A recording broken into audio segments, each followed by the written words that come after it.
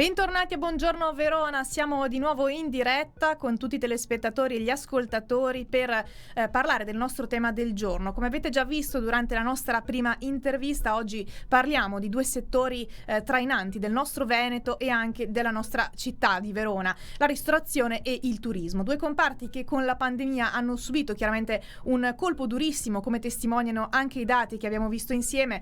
Il 2020 per la regione Veneto ha significato un meno 54% delle presenze e anche per Verona si è registrato un numero in netta discesa con il 58,4% delle presenze in meno. In questa odissea che sembra senza fine, ovviamente a rimetterci sono anche i ristoratori, oltre agli albergatori, che tra chiusure intermittenze e cambi di colore continui sono ormai allo stremo delle forze. E allora per parlare di questo siamo in collegamento con Andrea Lovisetto, segretario di Filcams CGIL Verona. Buongiorno Andrea.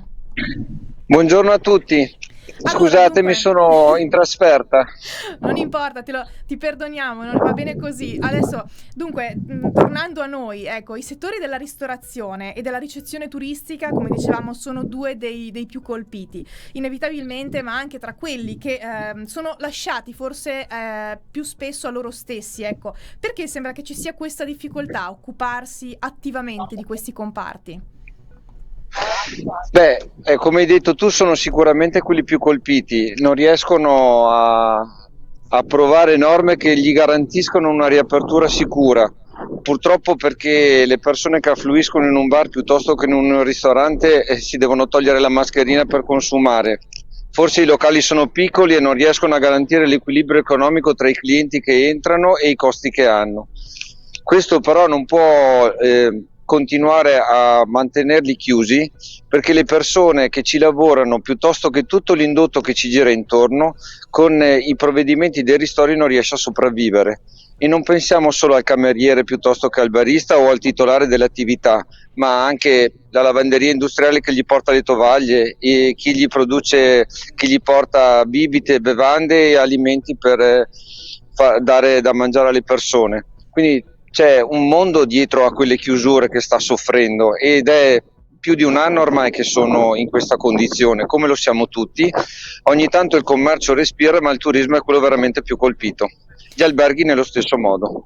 Ecco, a Verona in particolare, quindi nella nostra città, quanto è tragica la situazione secondo te? Non so darti un numero, ma è tragicissima, se posso usare questo aggettivo, perché le persone hanno voglia di lavorare e non di avere dei ristori, perché Verona ha una concentrazione di turismo e ristorazione molto alta. La nostra città è attrattiva, è sempre stata attrattiva, sia il centro storico che il lago di Garda. Ci sono famiglie intere che lavorano sulla stagionalità estiva, che fanno le stagioni alternate tra estate al lago e inverno in montagna, e il blocco rischia di non vederli fare nemmeno la disoccupazione che di solito sono abituati a fare ciclicamente. Ci sono, noi li chiamiamo gli stagionali storici, quelli che da anni che vivono con la stagionalità e sono abituati a fare mesi di lavoro e mesi di pausa. Questa pandemia li ha completamente lasciati a casa e poco valgono purtroppo tutti gli sforzi economici che il governo sta mettendo in campo, perché non riescono a recuperare quello che perdono. Ecco, appunto su questo fronte mi collego al tema dei ristori da parte dello Stato. Ecco, non sono sufficienti, insomma, ci confermi che questa situazione, cioè che questi ristori che sono stati stanziati nel corso di questo anno pandemico non sono serviti praticamente a nulla? Allora, serviti a nulla non è vero, perché comunque hanno dato un po' di ossigeno al respiro. Certo che una persona che lavora sicuramente prende di più di quello che il governo gli riesce a garantire. Sappiamo tutti che sono risorse extra e quindi bene che ci siano e che continuino ad esserci. Certo non è la soluzione del problema, perché ripeto, queste persone vogliono lavorare e non stare a casa per prendere i soldi dati da qualcun altro. Vogliono guadagnarseli anche per una propria dignità, perché anche l'ultimo decreto ristori dà un attimo di respiro sicuramente ai dipendenti stagionali che hanno finito la disoccupazione, ma i 2.400 euro che gli vengono riconosciuti non coprono quello che avrebbero preso se fossero andati a lavorare o se cominciassero la stagione.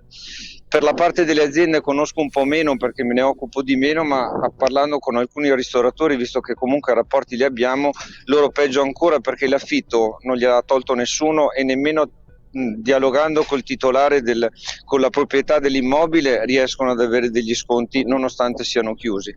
Certo. Ecco, un'ultima domanda, insomma, con l'arrivo dell'estate si spera anche la fine della pandemia, anche grazie alla campagna vaccinale.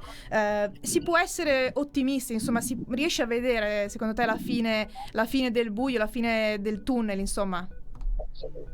Guarda, tutti pensano che il vaccino sia la soluzione e io me lo auguro come tutti gli altri. Spero che non sia un'illusione comune quella che essendo vaccinati si può ricominciare a girare. Io penso che la prima norma che tutti debbano rispettare sono le regole che abbiamo, perché purtroppo anche i ristoratori che stanno protestando in questo momento secondo me sbagliano soggetto. Dovrebbero prendersela non con il governo che lo chiude, ma con le persone che non hanno o non rispettano le regole, che vi dicono che la mascherina non serve e non mantengono le distanze, che si mettono fuori dai locali con l'asporto a bere vicini piuttosto che a fumare le sigarette non tenendo la mascherina e le norme che avremmo dovuto rispettare da sempre. Forse saremo in una condizione diversa. Assolutamente. Insomma, Andrea, noi ti ringraziamo per averci portato questa fotografia della situazione veronese, non solo. Grazie per essere stato con noi anche oggi. Grazie a voi di avermi invitato e se c'è l'occasione è sempre disponibile. Benissimo, perfetto.